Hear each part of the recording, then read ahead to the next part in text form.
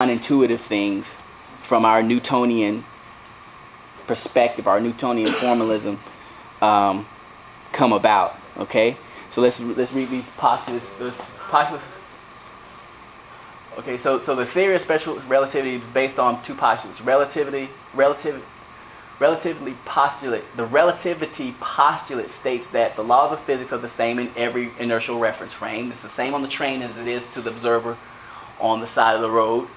The speed of light postulate says that the speed of light in a vacuum measured in any internal reference frame is always the same value of c, no matter how fast the source of light, even the source of light, the lamp, is going at 50 miles per second.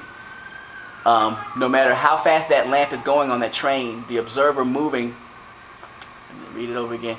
The speed of light postulate says that the speed of light in a vacuum measured in any inertial reference frame always stays the same value of c, no matter how fast the source of the light and the observer are moving relative to each other. Okay?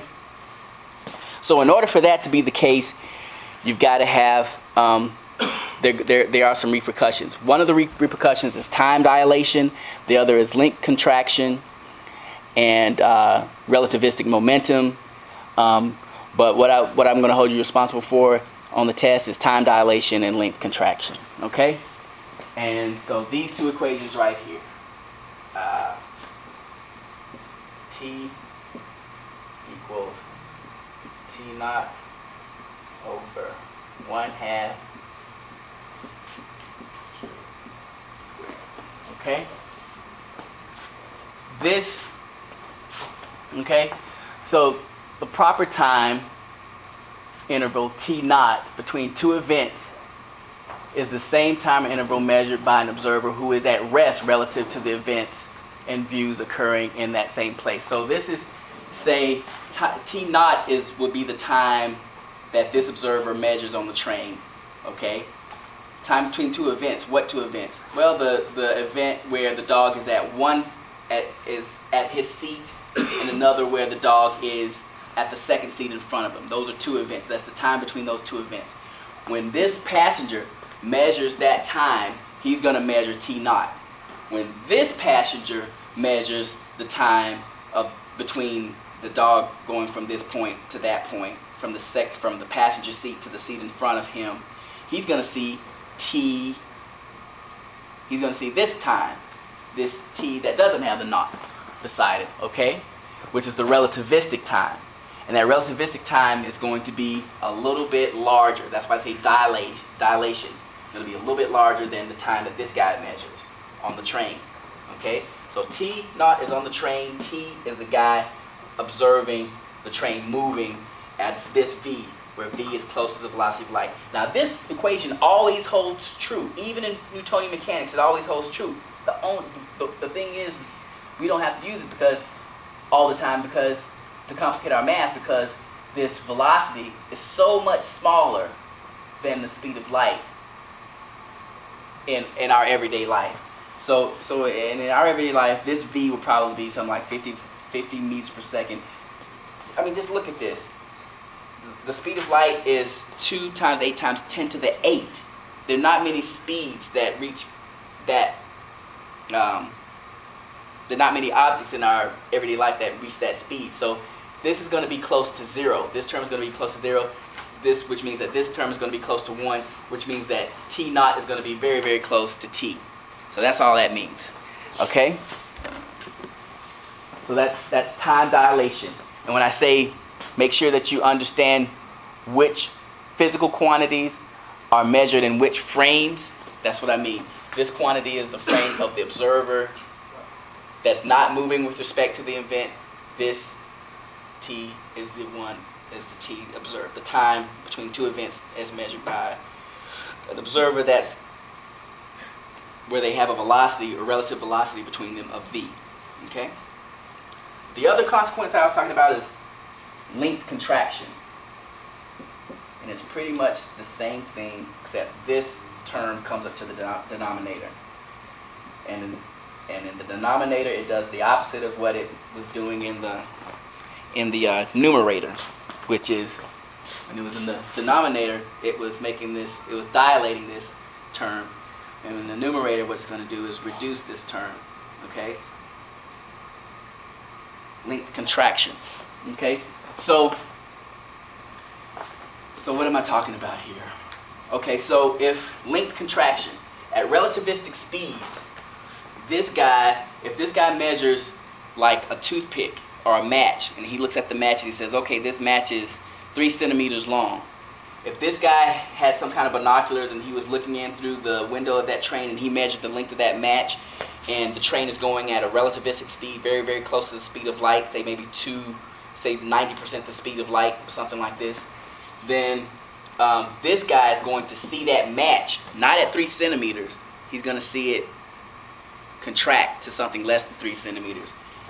And the way he can calculate the length of the match is to use the length of the match here, which is what he sees, 3 centimeters, and multiply it times this term with the velocity, with their relative velocities plugged in for v. And what he's going to see is length contraction. Okay? So those are pretty simple equations to use if you know which reference frame you're working in and what you want to find. Okay?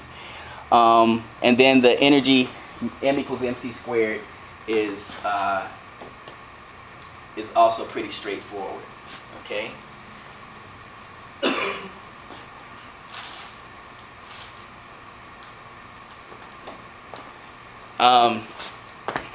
I hope this is still going. Okay, yeah.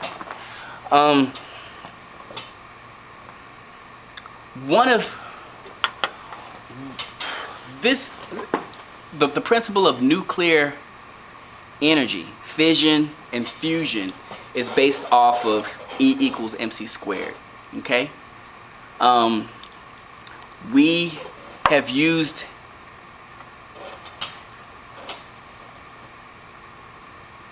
and it go for bad for good. Okay. E equals mc squared was used for the atomic bomb, the H bomb that was dropped over Hiroshima and Nagasaki. Why did they use the H bomb? Well, if you have conventional explosives, TNT, RDX, of all these other kinds of explosives, they work off of chemical energy. Okay. You remember we were calculating the electric potential energy of certain particles in certain arrangements. That's electrochemical energy or chemical energy. When you're using atomic energy or nuclear energy or energy from atoms or from matter being converted into energy, very, very small amounts of matter can be transmitted into very large amounts of energy. Okay, and this is why there's so much interest in nuclear energy, particularly fusion. Okay, because fusion is a process whereby two nuclei come together, and there's a small bit of energy that is. Oh, that's not in this chapter. Okay. It's what happens in the sun. They call that clean nuclear energy. Okay. Fission is the one that most people are afraid of when you have a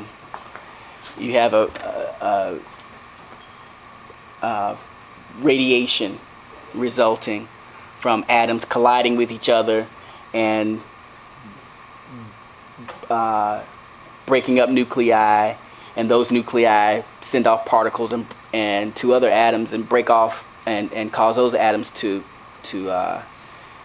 break up and so forth, and you end up with what they call nuclear waste or radioactive material. That's the nuclear energy that people are afraid of typically. But there's fusion, which is not as harmful, and it doesn't result in radioactive material. Okay, but what do I want you to know for the exam? Equals mc squared. Okay, energy mass times the speed of light squared. So if you take a look at this, you'll see, okay, that if I take a very, very small amount of matter, I'm going to multiply it times 9, something that's close to 9 times 10 to the 16. So 1 kilogram of matter, 1 kilogram of, say, salt, okay? If I convert it all into energy, I would have 9 times 10 to the 16 joules of energy.